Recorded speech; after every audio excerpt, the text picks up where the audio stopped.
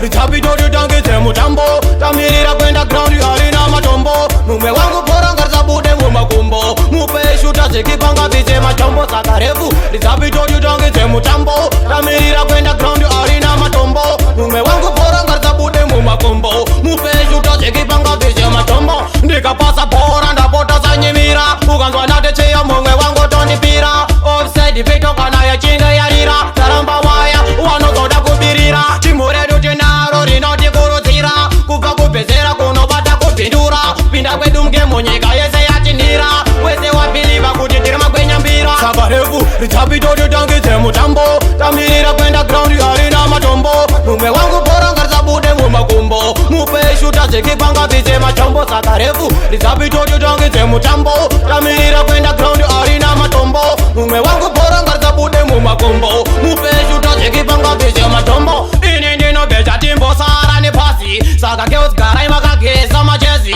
tarise muground mane 60 makosi timu yedu kutamba kwacho kunga tine ngozi vanhu vanochasadza isusu takasimba towatira bhonzo isusu masimba kubva January kusvika December mumwe tomusiya akasvinura sedemba saka refu Titangidze mutambo tamirira kwenda ground harina matombo mumwe wangu bhora ngarisabude mumakumbo mupe shuta zvikipanga bvise matombo saka refu Titangidze mutambo tamirira kwenda ground harina matombo mumwe wangu bhora ngarisabude mumakumbo mupe shuta zvikipanga bvise matombo ndikapasa bhora ndapota sanyimira ukanzwa ndatecheya mumwe wangu tondipira offside pito kana yachinge yarira taramba waya wanozoda kubirira timu redu tinaro rinotikurudzira kubva kupezera kunobata kubhindura pinda kwedu mgemo nyika yese yatinhira wese wabhiliva kuti tiri magwenyambira saka refu Titangidze mutambo tamirira kwenda ground harina matombo mumwe wangu bhora ngarisabude mumakumbo mupe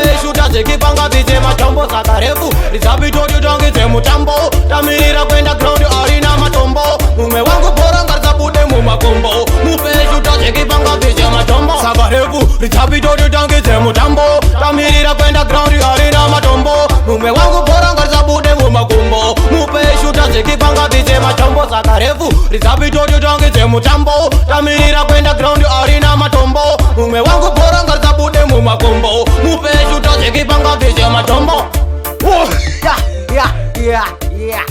vananolenga dzemdzangara